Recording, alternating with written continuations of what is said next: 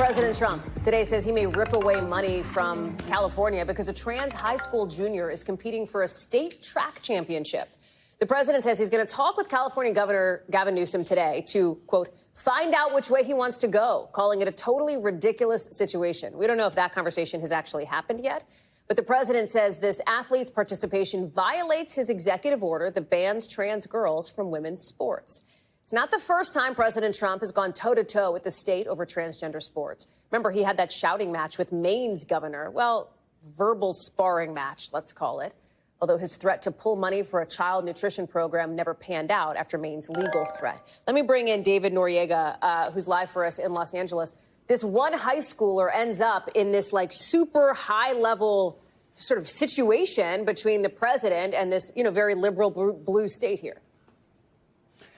Yeah, Hallie, so there is a specific high school track and field athlete named AB Hernandez, who's a trans girl who's been participating in the girls category in track and field. And she has been all over the headlines in California and nationally recently, as you might expect. Part of it is that she's been pretty open and defiant about this, right? So she isn't really shying away from the spotlight. So she's been getting a lot of attention. That appears to be what drew President Trump's attention once again to this issue, and specifically to make this threat against Gavin Newsom to withhold federal funds. Now, as you just pointed out, it's a very important caveat. Trump cannot just unilaterally withhold federal funds. There would likely be legal challenges. It's not exactly clear which federal funds he was even talking about. This is sort of more of a rhetorical threat than anything, at least for now. Obviously, sometimes these translate into very real actions. That is not happening yet. They were supposed to talk. Newsom and Trump were supposed to talk today. It's totally not clear if that has happened. So far, this is kind of living in the universe of Truth Social, where Trump made this threat. However, it is important to point out before Trump made this statement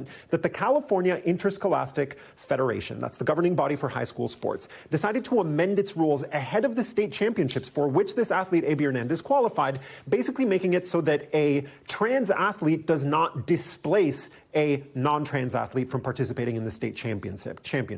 The governor's office praised this decision, called it a reasonable and respectable way to navigate a complex situation. Holly.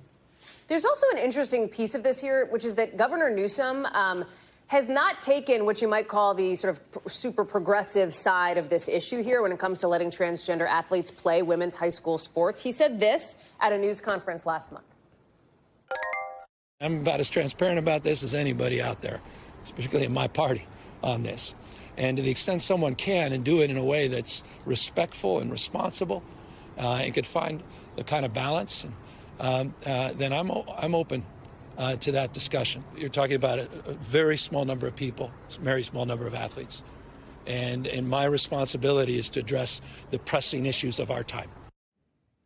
Is it fair to say, David, that it seems like his message is kind of that this is not the massive deal the president wants it to be?